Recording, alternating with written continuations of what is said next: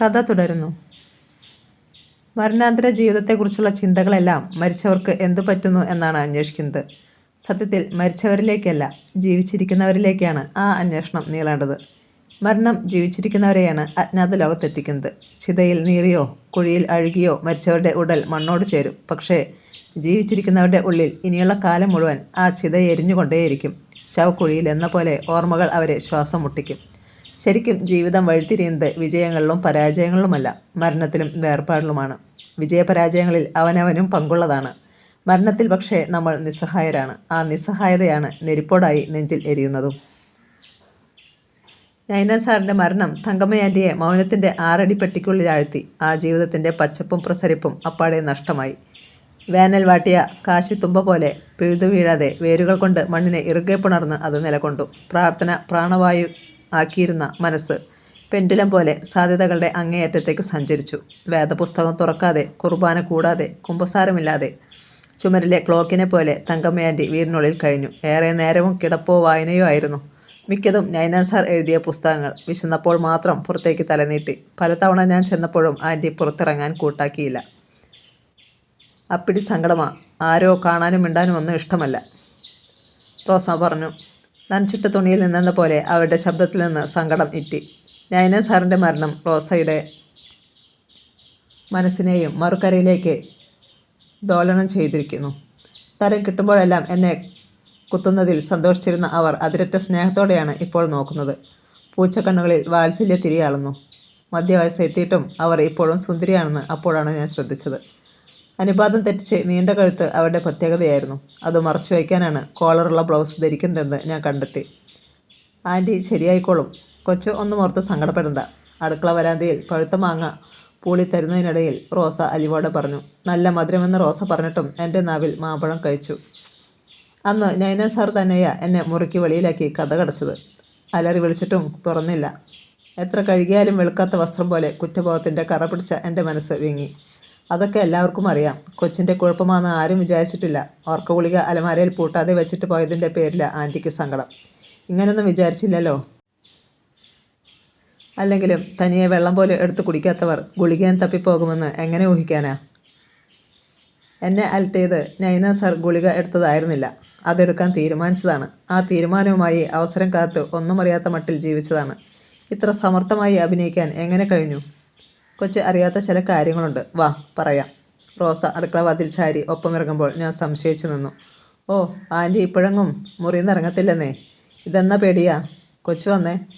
College അവധിയായതിനാൽ ആരോടെങ്കിലും മിണ്ടിയില്ലെങ്കിൽ മരിച്ചു പോകുന്ന അവസ്ഥയിലായിരുന്നു ഞാൻ. അതുകൊണ്ട് റോസയെ അനുസരിച്ചു. രേഖയിലൂടെ സഞ്ചരിക്കുന്ന അവരുടെ കാലടികളിൽ തന്നെ എൻ്റെ കാലടികൾ പതിപ്പിക്കുന്ന കൗതുകമറിഞ്ഞു. പൂഴുമണ്ണ് കിലുക്കിലെ ചിരിച്ചു. ഒരു നിമിഷം റോസ തിരിഞ്ഞു നിന്നു. കൊച്ചിനെന്താ വലുതായിട്ടും ഒരു കാര്യഗൗരവമില്ലാത്തേ?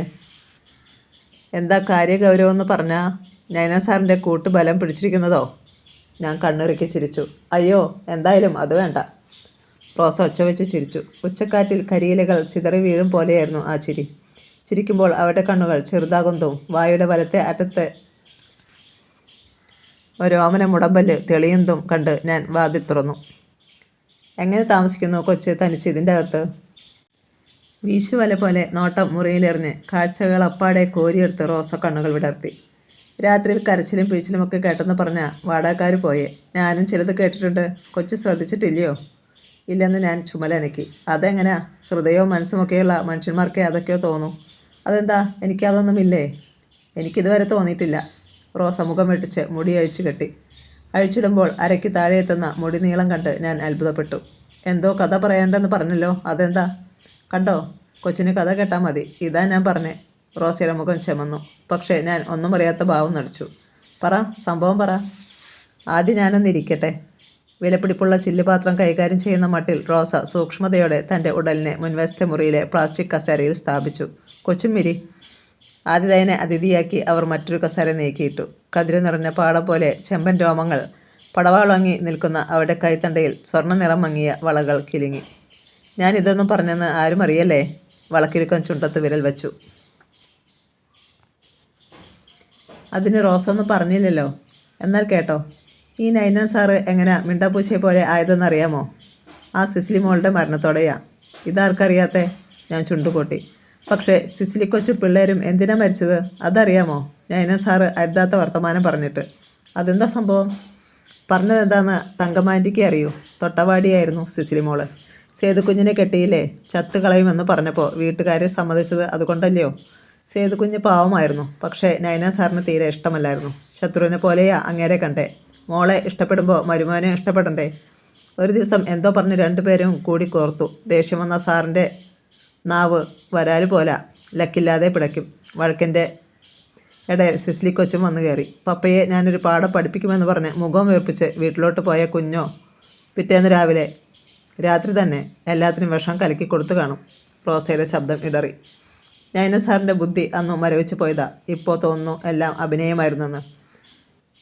കസേര ചാരി കിടക്കുമ്പോൾ ചിലപ്പോൾ കണ്ണു നിറയുന്നതൊക്കെ ഞാൻ കണ്ടിട്ടുണ്ട്. മനസ്സിൽ എന്തെങ്കിലും വിചാരമില്ലാതെ അങ്ങനെ കണ്ണു നിറയുമോ? കൊച്ചുനാളിൽ മൗനവ്രതം എടുക്കുന്ന ശീലമൊക്കെ ഉണ്ടായിരുന്നെന്നാണ് കേട്ടെ. റോസ എഴുന്നേറ്റു. അതുപോട്ടെ, ഞാൻ നല്ലപ്പോൾ വീട്ടിൽ കയറി വന്നിട്ട് എനിക്കൊന്നും തരുന്നില്ലേ? റോസ മുൻപ് വന്നിട്ടില്ലേ ഇവിടെ? കൊച്ചു താമസം തുടങ്ങിയിട്ടിപ്പോൾ ആദ്യമല്ലേ? എന്നോട് ദേഷ്യമായിട്ടല്ലേ ഇതുവരെ വരാഞ്ഞത്? ദേഷ്യമോ? എനിക്കോ? കൊച്ചെന്നെ ഇതുവരെ മനസ്സിലാക്കിയില്ലല്ലോ. റോസയുടെ നഖങ്ങൾ എൻ്റെ കൈ നുള്ളിയെടുത്തു. കൊച്ചു തന്നെയാണോ ഇവിടെയൊക്കെ തൂത്തുവാരി തുടയ്ക്കുന്നേ? നോട്ടം നാലുപാട് മെറിഞ്ഞ് റോസ അകത്തെ മുറിയിലേക്ക് നടന്നു. നല്ല വൃത്തിയുണ്ട്, മിടുക്കനാണല്ലോ. മുറിയിലെ ലൈറ്റ് തെളിക്കാൻ കൈ ഉയർത്തുമ്പോൾ റോസയുടെ കൈകൾ എൻ്റെ കൈ തട്ടി മാറ്റി. ഇപ്പോൾ വേണ്ട. ഇരുട്ടാണോ ഇഷ്ടം? ചിലപ്പോൾ ഇരുട്ടാ നല്ലത് അല്ലേ? പാതി ഇരുട്ട് കാതിൽ ഉലയൂതി കൈകൾ എന്നെ വരിഞ്ഞു മുറുക്കി. നോക്കട്ടെ, മിടുക്ക്. കയ്യോന്നി എണ്ണയുടെ മണമുള്ള മുടിയിഴകൾ വകഞ്ഞു മാറ്റി ഞാൻ അവരുടെ കാതിന് താഴെ ഉമ്മ വച്ചു. ഷോ, എനിക്ക് വയ്യ. റോസയുടെ ശബ്ദം കാറ്റൊഴിച്ചു വിടുന്ന ബലൂൺ പോലെയായി. എത്ര നാളായി വിചാരിക്കുന്നതാ? എന്ത്? നാരങ്ങ മണമുള്ള അവളുടെ കഴുത്തിലെ വിയർപ്പിലൂടെ ഉമ്മ വയ്ക്കുമ്പോൾ ഞാൻ ചോദിച്ചു. കൊച്ച് രതിനിർവേദ സിനിമ കണ്ടതാണോ? ഇല്ലെങ്കിൽ കാണണം. ബ്ലൗസിൻ്റെ കുടുക്കുകൾ അഴിഞ്ഞു. മല ഇടുക്കുകളിലൂടെ വിരൽനാഗങ്ങൾ ഇഴഞ്ഞു. കൊച്ചേ, എന്നെ എന്തെങ്കിലുമൊക്കെ ചെയ്യേ. വേഗം വേഗം. റോസ എന്നെ കിടക്കിലേക്ക് തള്ളിയിട്ടു. ജീവിതത്തെ മാറ്റിമറിക്കുന്നത് എന്താണ്? പണം, അധികാരം, ദാരിദ്ര്യം. പലർക്കും പലതായിരിക്കും അല്ലേ? പക്ഷേ എൻ്റെ ജീവിതത്തെ വഴിതിരിച്ചു വിട്ടതെല്ലാം പെണ്ണായിരുന്നു. അമ്മയായും കാമുകിയായും കൂട്ടുകാരിയായും ഒക്കെ വിധി പെൺവേഷം കെട്ടി പല രൂപത്തിൽ വന്നു. തിരിഞ്ഞു നോക്കുമ്പോൾ അച്ഛൻ്റെ സമീപനമാണ് കാരണമെങ്കിലും കോട്ടാക്കുറിഞ്ഞിയിലെ ജീവിതത്തിൻ്റെ ഓരോ നിമിഷത്തെയും നരകത്തോട് കൂട്ടിക്കെട്ടിയത് അമ്മയുടെ നാവും പ്രവൃത്തിയുമായിരുന്നു. അച്ഛൻ്റെ ജീവിതം മാത്രമല്ല, എൻ്റെ ജീവിതവും അട്ടിമറിച്ചത് ചെറിയമ്മയായിരുന്നു. അക്ഷരലോകത്തേക്ക് എൻ്റെ കണ്ണ് തുറന്നു വെച്ചത് ശ്വേതയാണെങ്കിൽ സ്നേഹത്തിലേക്കും കരുതലിലേക്കും ചേർത്ത് പിടിച്ചത് തങ്കമ്മ ആൻറ്റിയായിരുന്നു. ഇപ്പോഴിതാ റോസയും. കൊച്ചേ, എനിക്ക് വയസ്സ് 36ആയി. പക്ഷേ ഇപ്പോഴാ ഒരാണിൻ്റെ ചൂടറിയുന്നത്. നിലത്ത് വിരിച്ച മെത്തയിൽ പുതപ്പായി പൊതിഞ്ഞു കിടക്കുമ്പോൾ റോസ പറഞ്ഞു. എൻ്റെ കെട്ടിയവൻ്റെ സ്ഥാനത്താ കൊച്ചേ ഞാൻ നിന്നെ കാണുന്നേ. അയ്യോ, കൊച്ചു പേടിക്കൊന്നും വേണ്ട. ഞാനൊരു ശല്യം ഉണ്ടാക്കത്തില്ല, ഒരു അവകാശത്തിനും വരത്തുമില്ല. പക്ഷേ എന്നെ ഉപേക്ഷിക്കരുത്. അവരുടെ ശബ്ദം അടഞ്ഞു. എന്താ റോസ കല്യാണം കഴിക്കാത്തത്? അവരുടെ കാതിന് തുമ്പിൽ വിരലുകൊണ്ട് ഞെരടി ഞാൻ ചോദിച്ചു. കൊച്ചുനാളിലെ ഗർഭപാത്രം എടുത്ത് കളഞ്ഞവളെ കെട്ടാൻ ആരാ കൊച്ചേ വരുന്നത്? അയ്യോ, അതെന്തു പറ്റി? എൻ്റെ വിധി. കണ്ണീരിൻ്റെ ഒരു അടര് കവളിൽ നിന്ന് വിരലറ്റം കൊണ്ട് തെറിപ്പിച്ചു കളഞ്ഞ് അവൾ എഴുന്നേറ്റ് നടന്നു. ആ നടപ്പ് അങ്ങ് തങ്കശ്ശേരി കടപ്പുറത്തെ പഞ്ചാരമണലോളം നീണ്ടു. വൈകുന്നേര വെയിൽ തിരകൾക്കു മീതെ തിളങ്ങി. ഉപ്പുകാറ്റിൽ ഓർമ്മകൾ കഴിച്ചു. കാറ്റിനെതിരെ തിരപ്പരപ്പിൽ ഒരു തോണി പൊരുതി മുന്നേറി. കൊച്ചിലെ എന്നും വയറ്റിൽ വേദനയായിരുന്നു. സ്കൂളിൽ പോകാൻ മടിയായിട്ടാണ് എല്ലാവരും പറഞ്ഞു. അടിവസ്ത്രത്തിന് എപ്പോഴും ചോര മണം. പെടുക്കാനിരിക്കുമ്പോൾ ആദ്യം ഇറ്റുന്നത് ചോരയായിരുന്നു. ആരോടും പറഞ്ഞില്ല. പറഞ്ഞാലും ആരും വിശ്വസിക്കത്തില്ലായിരുന്നു. വേദന സഹിക്കാതാവുമ്പോൾ കടലമ്മയുടെ അടുത്ത് ചെന്ന് കരയും. ചിലപ്പോൾ തോണിയുടെ നിഴലിൽ കിടന്നുറങ്ങും. ഒരിക്കൽ ബോധം കെട്ട് കിടന്നപ്പോൾ ആരൊക്കെയോ എടുത്ത് ആശുപത്രി കൊണ്ടുപോയി. ഗവൺമെൻറ് ആശുപത്രിയിലെ വില്യം ഡോക്ടറാണ് കണ്ടുപിടിച്ച് ഗർഭപാത്രം നിറഞ്ഞു നിന്ന മുഴ. ദേ, ഇത്രയും ഉണ്ടായിരുന്നു. റോസ മലർത്തി പിടിച്ച കൈപ്പടത്തിന് ഗർഭപാത്രത്തിൻ്റെ ആകൃതിയായിരുന്നു. ചോര പുരണ്ടതുപോലെ വിരലുകൾ ചമന്നിരുന്നു. റോസയുടെ വീട്ടിലാരൊക്കെയുണ്ട്? കൊച്ചു വേറെ വല്ലതും പറയും. അതൊക്കെ ഓർക്കുന്നതും പറയുന്നതും സങ്കടമാണ്. വെലിഞ്ഞ കൈകൾ എന്നിലേക്ക് പടർന്നു. ഒരിക്കലും പിടിച്ചു മാറ്റാനാവാത്ത പോലെ മുറുകിയതായിരുന്നു ആ കൈച്ചുറ്റ്. ഇരുട്ട് നിറഞ്ഞ മുറിയിൽ മച്ചിലെ വാർണിഷിൻ്റെ മണം ശ്വസിച്ച് കിടന്ന തങ്കമ്മയാൻ്റെ പുറം ലോകത്തിൻ്റെ ജാരവേലകൾക്ക് കാതു കൊടുക്കാത്തത് തങ്ങൾക്ക് സൗകര്യമായി. വീടിനെ സംബന്ധിച്ച ഒരു കാര്യത്തിലും അവർക്ക് താല്പര്യമില്ലായിരുന്നു. വൈദ്യുതി, വെള്ളക്കരം, വീട്ടുകരം എല്ലാം എൻ്റെ ചുമതലയിലായി. രസീത് കൊടുത്താൽ എന്ത് തുകയും റൊക്കം കൈപ്പറ്റും എന്നൊരു ഗുണമുണ്ട്. ആൻറ്റിയെ വീണ്ടും പുറലോകത്തിൻ്റെ സജീവതകളിലേക്ക് കൊണ്ടുവരണമെന്ന് എനിക്ക് ആഗ്രഹമുണ്ടായിരുന്നു. പക്ഷേ റോസ പോലും എന്നെ പിന്തുണച്ചില്ല. വല്ലപ്പോഴും വരുന്ന ബന്ധുക്കൾ തൊടിയിലൂടെ പലതവണ നടന്നും റോസയെ നോക്കി നെറ്റിച്ചൊളിച്ചും അധികാരം അടയാളപ്പെടുത്തി മടങ്ങിയതേയുള്ളൂ. നൈന സാറിൻ്റെ കാര്യത്തിൽ എന്ന പോലെ ഏതു നിമിഷവും ഒരു അത്ഭുതമുണ്ടാവുമെന്ന് ഞാൻ മനക്കോട്ട കെട്ടി. വെളിച്ചം ആസ്വദിച്ച ഒരാൾക്ക് ഒരിക്കലും ഇരുട്ടിൽ സ്വയം ഒതുങ്ങാനാവില്ലെന്ന് എനിക്ക് ഉറപ്പായിരുന്നു. ഇടയ്ക്ക് ആൻറ്റിക്ക് തലചുറ്റൽ വന്നു. രക്തസമ്മർദ്ദം ഉയർന്നു. കുളിമുറിയുടെ വാതിൽക്കൽ വീണുകിടന്ന ആൻറ്റിയെ ഞാനും റോസയും കോരിയെടുത്ത് ആശുപത്രിയിൽ കൊണ്ടുപോയി. അസുഖം ശരീരത്തിനല്ല, മനസ്സിനാണ്. നൈന സാറിൻ്റെ പ്രിയപ്പെട്ട ഡോക്ടർ ഈനോസ് കഷ്ടി തല തടവി പറഞ്ഞു. ജീവിക്കാനൊരു കാരണം ഉണ്ടാകണം, അപ്പോൾ മനസ്സും ശരീരവും ഉണരും. ജീവിക്കാനൊരു കാരണം. ജനിച്ചെന്നത് കൊണ്ട് മാത്രം ജീവിക്കുന്ന എനിക്ക് അത് മനസ്സിലായില്ല. എന്നെ ജീവിപ്പിക്കുന്ന കാരണം എന്താണ്? പ്രതീക്ഷകളോ സ്വപ്നങ്ങളോ എനിക്കില്ല. പഠിച്ചു വലുതായി ലോകം വെട്ടിപ്പിടിക്കണമെന്ന മോഹമില്ല. ഏതെങ്കിലും ഭക്ഷണപദാർത്ഥത്തോട് പോലും അതിരറ്റ് താല്പര്യമില്ല. കൊച്ചിൻ്റെ കാര്യം ഓർക്കുമ്പോൾ എനിക്ക് അതിശയമോ. ഒന്നിനോടും ആക്രാന്തമില്ലാതെ ഇങ്ങനെ ജീവിക്കുന്നത് എങ്ങനെയാ?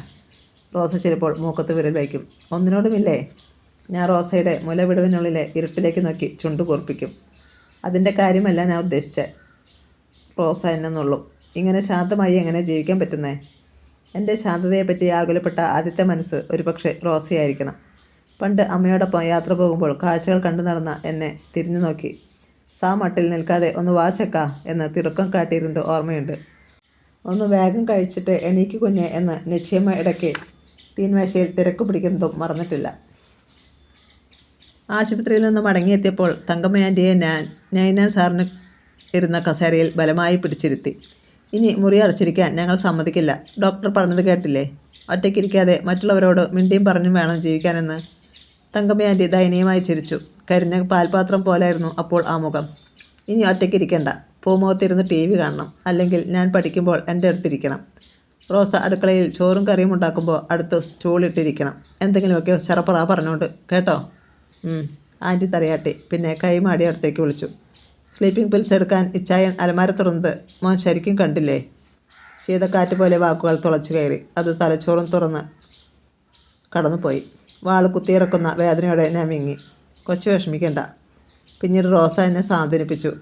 ആൻറ്റി പറയുന്ന പോലെ കർത്താവ് അത്ഭുതം പ്രവർത്തിക്കും. ജീവിക്കണമെന്ന് ആൻറ്റിയെ കൊണ്ട് തോന്നിപ്പിക്കാൻ ഒരു കാരണമുണ്ടാക്കും. നോക്കിക്കോ. റോസയാ പറയണേ. ആവശ്യത്തിലേറെ കരുത്തോടെ അവർ നെഞ്ചത്തടിച്ചു. ആ വാക്കുകൾക്ക് പ്രവചനത്തിൻ്റെ കരുത്തുണ്ടായിരുന്നു എന്നത് പിന്നീട് ഞാൻ തിരിച്ചറിഞ്ഞു. മുളയ്ക്കാനും പൂക്കാനും നല്ല നേരം കാത്ത് മണ്ണിൽ പൂണ്ടു കിടക്കുന്ന വിത്ത് പോലെയായിരുന്നു റോസ. എപ്പോഴും കൺമുന്നിലുണ്ടായിട്ടും ഒരിക്കലുമെങ്കിലും സ്നേഹത്തോടെ ചിരിക്കാൻ പോലും തയ്യാറാകാത്ത അവർ പിന്നീട് എൻ്റെ അരികിൽ നിന്ന് മാറാതായി. എനിക്കായി അടുക്കളയിൽ അപൂർവ വിഭവങ്ങൾ ഒരുങ്ങി. കോളേജുള്ള വൈകുന്നേരങ്ങളിൽ പെരിക്കപ്പ വറുത്തതും തേങ്ങാപ്പൂളുമായി അവർ എന്നെ കാത്തിരുന്നു. രാത്രി പഠിക്കാനിരിക്കുമ്പോൾ കടുങ്കാപ്പിയുമായി ഉറക്കം വിളിച്ചു. അടുക്കള വരാന്തയിലും കലവറ മുറിയിലും വിറകുപുരിയിലും വെച്ച് നേരവും കാലവും നോക്കാതെ എന്നെ കെട്ടിപ്പുണർന്നു. ചന്ദ്രിക സോപ്പിൻ്റെ മണം തിങ്ങുന്ന കുളിമുറിയിലേക്ക് പോലും ചിലപ്പോൾ ക്ഷണിച്ചു. നഷ്ടപ്പെട്ട കാലങ്ങളിലെ ആഹ്ലാദങ്ങളെ അപ്പാടെ വീണ്ടെടുക്കുകയാണ് അവരെന്ന് തോന്നി. ചില നേരത്തെ എന്നെ തന്നെ ഉറ്റുനോക്കി എത്രയോ നേരം നിശബ്ദമായിരിക്കും. എന്താണെന്ന് ചോദിച്ചാൽ ഊറിച്ചിരിച്ച് തല വിലങ്ങനെ ചലിപ്പിക്കുകയുള്ളൂ. തെക്കേ മുറ്റത്ത് പിച്ചിപ്പൂത്ത ഒരു രാത്രിയിൽ മുടി നിറയെ പിച്ചിപ്പൂക്കളുമായി സെറ്റുമുണ്ട് മുടുത്ത് അവർ എന്നെ തേടി വന്നു. എനിക്കന്ന് ഒട്ടും സുഖമില്ലായിരുന്നു. ഉച്ച മുതൽ ഒരു പനിക്കോള് വന്ന് ഉലയിൽ ഉരുക്കുകയായിരുന്നു. പൊട്ടിപ്പിളരുന്ന തലവേദനയും. പക്ഷേ അതൊന്നും റോസയ്ക്ക് പ്രശ്നമല്ലായിരുന്നു. പിച്ചിപ്പൂവിൻ്റെ മണം കിട്ടുന്നില്ലേ കൊച്ചിന്? മൂക്കടച്ചിരിക്കുകയാണെന്ന് പറഞ്ഞപ്പോൾ അവർ ഒരു പിടി പൂക്കൾ എൻ്റെ നെഞ്ചിലേക്ക് കുടഞ്ഞിട്ട് അതിൽ തലവെച്ച് കിടന്നു. ഒന്നും വേണ്ട, ഇങ്ങനെ കുറേ നേരം കിടക്കാൻ സമ്മതിച്ചാൽ മതി. മുടിയിരുളിൽ നിന്ന് പിച്ചിപ്പൂ മണവും കയ്യോന്നി എണ്ണയുടെ ഗന്ധവും പാമ്പുകളെ പോലെ പുറത്തേക്ക് ഇഴഞ്ഞു. പേറാൻ പറ്റുമായിരുന്നെങ്കിൽ ഞാൻ കൊച്ചിൻ്റെ കുഞ്ഞിനെ വളർത്തിയേനെ. നടുക്ക് എൻ്റെ നെഞ്ചിനെ ഉലച്ചു. കൊച്ചു പേടിച്ചോ? പണ്ടേ ഞാൻ പറഞ്ഞില്ലേ, അവകാശത്തിനൊന്നും വരത്തില്ല. ലോകത്തെ ഏതെങ്കിലും ഒരു മൂലയിൽ പോയി അവനെ കൊഞ്ചിച്ച് ജീവിച്ചാനെ. റോസയുടെ ബന്ധുക്കളായി ആരുമില്ലേ? ഇനിയെങ്കിലും പറ. ഉണ്ട്, അപ്പനെന്ന് പറഞ്ഞൊരുത്തനുണ്ട്. കെട്ടിയൻ ചത്തപ്പോൾ അമ്മച്ചിയുടെ കൂടെ കൂടിയതാ. അമ്മച്ചി മരിച്ചപ്പോൾ അയാളെ എൻ്റെ ചേച്ചിയുടെ കൂടെയായി പൊറുതി. റോസയുടെ വീട്ടിൽ തന്നെയാണോ അവർ താമസം? പിന്നല്ലാതെ. കയറാൻ എനിക്ക് വേറെ ഒരിടമില്ല കൊച്ചേ. ചെന്നാൽ അങ്ങേര് ചേച്ചിയെ വിട്ട് പൊറുതി എൻ്റെ കൂടെയാക്കും. അത് വയ്യ. ഞാൻ കൊച്ചിൻ്റെ കൂടെ എന്നും കഴിയട്ടെ. അടുക്കള പണിക്കാരിയായി കൂട്ടിയാൽ മതി. ശമ്പളമൊന്നും വേണ്ട. ഒരാളും നമ്മുടെ രഹസ്യമൊന്നും അറിയത്തില്ല. ഇത് വല്ലാത്ത പൊല്ലാപ്പാവുമല്ലോ എന്ന പേടിയിൽ ഞാൻ മൗനത്തിൻ്റെ കൈപിടിച്ച് കണ്ണടച്ച് കിടന്നു. എനിക്കറിയാം അത്യാഗ്രഹമ്മ പറഞ്ഞത് അല്ലേ? മറന്നേക്ക്. കൊച്ച എഴുന്നേറ്റേ. കുറച്ചു നേരം നമുക്ക് വെളിയിൽ ചെന്നിരിക്കാം. നല്ല നിലാവുണ്ട്. സിനിമയിലൊക്കെ കാണുന്ന പോലെ നമുക്ക് മിണ്ടിയും പറഞ്ഞും ഇരിക്കാം.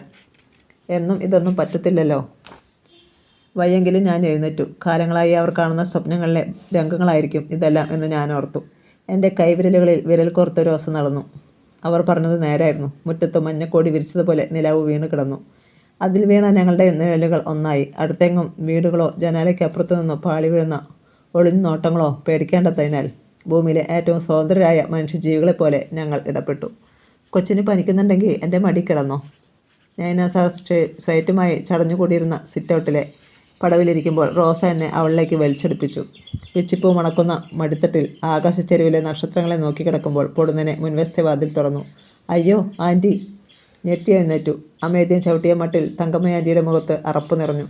റോസ മെഴുകു പ്രതിമ പോലെ വിറങ്ങലിച്ചു. ഞാൻ മിണ്ടാതെ തിരിഞ്ഞു നടന്നു. പിറ്റേന്ന് പുലർച്ചെ ചുമപ്പും നീലയും കളങ്ങളുള്ള പഴയൊരു ബാഗും 2 തുണി സഞ്ചികളുമായി റോസ ഗേറ്റ് തുറന്ന് നിരത്തിലേക്ക് ഇറങ്ങുമ്പോൾ ഞാൻ പനി വിറയോടെ മുകളിലത്തെ ബാൽക്കണിയിൽ പുതച്ചു മൂടിയിരിക്കുകയായിരുന്നു. യാത്ര പറഞ്ഞു ബോറാക്കാതിരിക്കാനുള്ള ഔചിത്യം റോസയ്ക്കുണ്ടായതിൽ സന്തോഷം തോന്നി. പക്ഷേ ഒരു തവണയെങ്കിലും തിരിഞ്ഞു നോക്കുമെന്ന് വിചാരിച്ചത് വെറുതെ. 2 തെരുവ് പട്ടികൾ വഴിയുടെ അങ്ങേയറ്റത്തോളം ചെന്ന് അവരെ യാത്രയാക്കുന്നതുവരെ എൻ്റെ കണ്ണുകൾ പിന്തുടർന്നു. കഥ അവസാനിപ്പിച്ച് ഞാൻ വിശ്വപ്രകാശിന് നേരെ തിരിഞ്ഞു. റോസയോട് വലിയ നന്ദികേടല്ലേ ഞാൻ കാണിച്ചത്? ഒരു വാക്കു പറഞ്ഞിരുന്നെങ്കിൽ അവർ തിരികെ വന്നേനെ. തലേന്ന് രാത്രി അവർ സങ്കടങ്ങൾ പങ്കുവച്ചപ്പോൾ നല്ല വാക്കുകൊണ്ട് സമാധാനിപ്പിക്കാൻ പോലും ഞാൻ ശ്രമിച്ചില്ല. തങ്കമ്മ ആൻറ്റിയുടെ മുന്നിലും ആ നിമിഷം ഞാൻ ഉറുമ്പിനോളം ചെറുതായിപ്പോയി. ആ കണ്ണുകളിൽ നിറയിട്ട വെറുപ്പ് ഒരു കാലത്തും ഞാൻ മറക്കില്ല. ശരിക്കും എൻ്റെ ജീവിതം അവിടെ വച്ചല്ലേ വഴിതിരിയേണ്ടിയിരുന്നത്? ഉത്തരത്തിന് താമസമുണ്ടായില്ല. കേശവേന്ദ്രൻ്റേത് പക്വതയുടെ പ്രായമായിരുന്നില്ല. റോസയുടേത് പക്ഷേ അങ്ങനല്ല. അവർക്ക് വരും വരായികളെപ്പറ്റി നല്ല ബോധ്യമുണ്ടായിരുന്നു. ഒരിക്കലും നടക്കാനിടയില്ലാത്ത സ്വപ്നങ്ങളെയാണ് അവർ താലോലിച്ചത്. അത് അവർക്കും അറിയാമായിരുന്നു. നിങ്ങൾ തിരിച്ചു വിളിച്ചാലും റോസ മടങ്ങി വരണമെന്നില്ല. അതല്ല, കൂടെ കൂട്ടിയാലും എന്നെങ്കിലും ഒരിക്കൽ അവരെ ജീവിതത്തിൽ നിന്ന് അടർത്തി മാറ്റേണ്ടി വന്നേനെ. അതേക്കുറിച്ച് ബോധ്യമുള്ളതിനാലാണ് അവർ യാത്ര പോലും പറയാതെ പോയത്. കേശവേന്ദ്രൻ അവർക്ക് വാക്കൊന്നും കൊടുത്തിരുന്നില്ലല്ലോ. പ്രണയിക്കുന്നു എന്ന് പോലും പറഞ്ഞിട്ടില്ലല്ലോ. ഇക്കാര്യത്തിലും തെറ്റൊന്നും ചെയ്തതായി എനിക്ക് തോന്നുന്നില്ല. വിശ്വപ്രകാശ് പറഞ്ഞു തീർത്തതും ഞാൻ മുരിക്കുമരത്തിൽ തൂങ്ങിയ വേതാളത്തെ പോലെ വീണ്ടും കസേരയിൽ വന്ന് കാലുമാട്ടിയിരുന്നു. കപ്പൽ ഛേദത്തിൽപ്പെട്ട നാവികൻ കര കാണും പോലെയായിരുന്നു അത്. ഭൂമിയുടെ ഏതോ കോണിൽ നിന്ന് ഒരിക്കലും കണ്ടിട്ടില്ലാത്ത, എന്നാൽ എക്കാലവും കാണാൻ ആഗ്രഹിക്കുന്ന ആ മുഖം പൊടുന്നനെ ഉരുവം കൊണ്ടു. ഒരുപക്ഷെ വെളിപ്പെടാനുള്ള മുഹൂർത്തത്തിനായി കാത്തിരുന്നതാകാം ഇത്രനാളും. അവളെ കണ്ട നിമിഷം എൻ്റെ പെണ്ണ് എന്ന് ഉടലിലെ കോശങ്ങൾ ആർത്തു വിളിച്ചു. നെഞ്ചിടിപ്പിൽ സംഗീതം നിറഞ്ഞു. കൈകളിൽ നിന്ന് തൂവാല പിഴിഞ്ഞ പോലെ വിയർപ്പിറ്റി. പക്ഷേ ആ വിയർപ്പിന് സുഗന്ധമായിരുന്നു. ലോകത്തെ ആദ്യമായി കാണുന്ന പോലെ ഞാൻ വീണ്ടും നോക്കി. എല്ലാം മാറിയിരിക്കുന്നു. ചുമരിൻ്റെ ചായം, ഇലകളുടെ പച്ച, ആകാശത്തിൻ്റെ നീല, എല്ലാത്തിനോടും എനിക്ക് വാത്സല്യം തോന്നി. ഹൃദയം പ്രണയം ചുരന്ന് തുടുത്തു. ഞാൻ ആ കാഴ്ചയിലേക്ക് വീണ്ടും കണ്ണുകളെ ഉറപ്പിച്ചു. പക്ഷേ മോഹിപ്പിക്കുന്ന മഴവില്ല് പോലെ അത് മാഞ്ഞുപോയി. അന്നൊരു ഞായറാഴ്ചയായിരുന്നു. അവധിക്ക് ശേഷം പിറ്റേന്ന് കോളേജ് തുറക്കുന്നതിനാൽ അതിൻ്റെ ഒരുക്കത്തിലായിരുന്നു ഞാൻ. തങ്കമ്മ ആൻറ്റിയുടെ വീട്ടുപടിക്കൽ ഒരു കാർ വന്നു നിന്നതും അതിൽ നിന്ന് ഇട്ടിച്ചാലിൽ അലക്സ് എന്ന 6 അടി പൊക്കക്കാരൻ ആടിയൊലിഞ്ഞ് ഇറങ്ങിയതും അയാൾക്ക് പിന്നാലെ മയിൽപ്പീലി പോലെ അവൾ പറന്നണഞ്ഞതും കാണാൻ എനിക്ക് ഭാഗ്യമില്ലാതെ പോയി. അടുക്കളയരങ്ങിൽ പതിവില്ലാത്ത കൊട്ടും കോഴിലും കേട്ടപ്പോഴാണ് ശ്രദ്ധിച്ചത്. റോസയുണ്ടായിരുന്നപ്പോൾ അടുക്കളയിലെ ഒരു പങ്ക് മുടങ്ങാതെ എത്തിയിരുന്നു. റോസയ്ക്ക് പകരം വന്ന കാത്ത ഈ വഴിക്ക് തിരിഞ്ഞു നോക്കാറേയില്ല. പേര് ചോദിച്ചപ്പോൾ പോലും എൻ്റെ പേരറിഞ്ഞിട്ട് തനിക്കെന്താടോ ആവശ്യം എന്ന് ചോദിച്ച് ചാടിക്കടിക്കാൻ വന്നു. ഒരിക്കൽ മിണ്ടിയാൽ രണ്ടാമത് മിണ്ടാൻ തോന്നാത്ത ഉരുപ്പടി.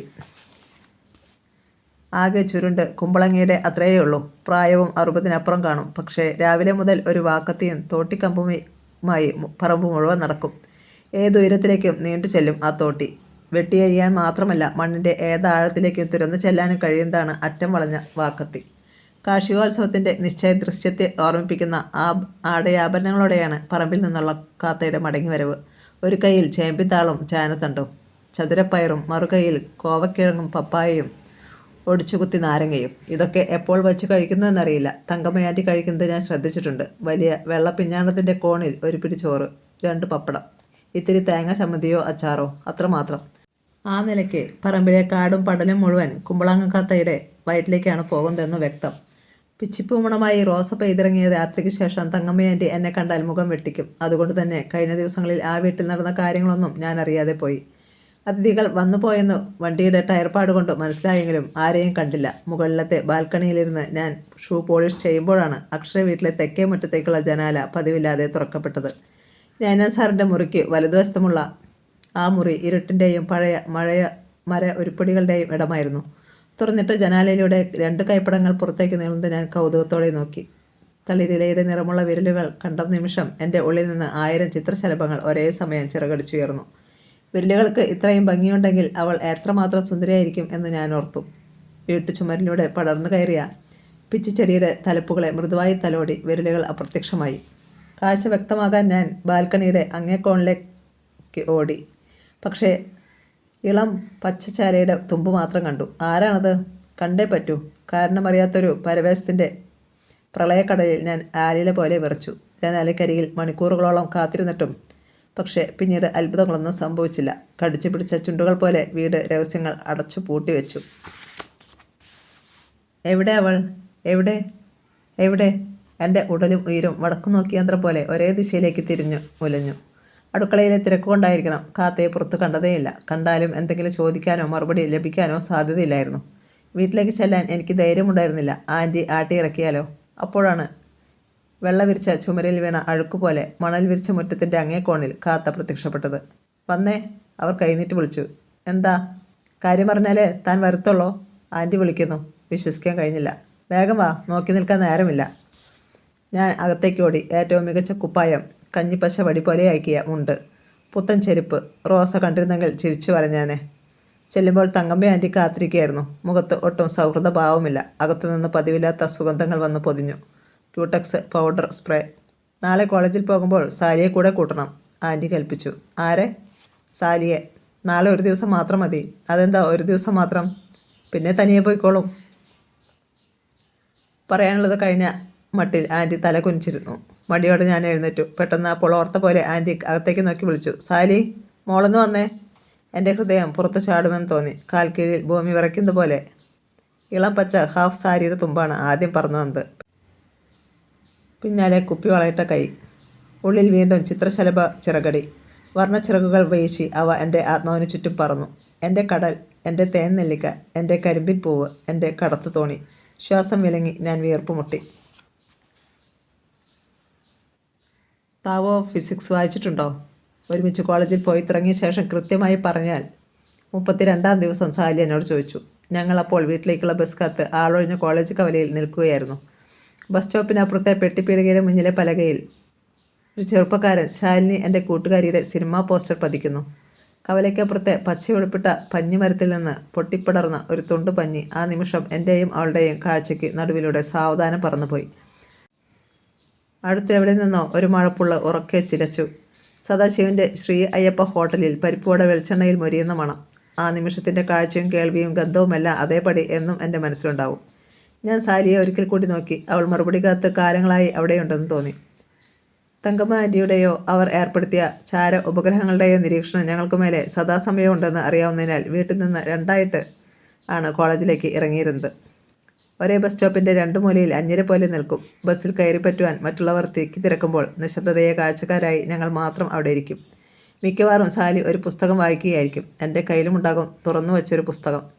അവൾ എന്താണ് വായിക്കുകയെന്നറിയാൻ എനിക്ക് ആകാംക്ഷയുണ്ടായിരുന്നു. പിന്നീട് കോളേജ് ലൈബ്രറിയിലെ ലിസ്റ്റ് പരിശോധിച്ചപ്പോൾ ഒരേ പുസ്തകങ്ങളിലൂടെയാണ് ഞങ്ങൾ സഞ്ചരിക്കുന്നതെന്ന് മനസ്സിലായി.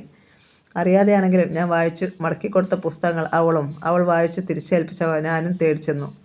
വൈകുന്നേരം നാട്ടുകവലയിലെത്തുമ്പോൾ ഏറ്റവും അവസാനം വണ്ടിയിൽ നിന്നിറങ്ങുന്നവർ ഞങ്ങളായിരിക്കും. 32 ദിവസം വരെ ഒരിക്കൽ പോലും ഞങ്ങൾ പരസ്പരം മിണ്ടാൻ ശ്രമിക്കുകയോ ചെയ്തില്ല. ആശയവിനിമയത്തിന് മൗനമാണ് ഏറ്റവും മികച്ച മാധ്യമമെന്ന് ഞാൻ അറിഞ്ഞു. ചുണ്ടുകളേക്കാൾ സംസാരിക്കുന്നത് കണ്ണുകളാണെന്ന് പഠിച്ചു.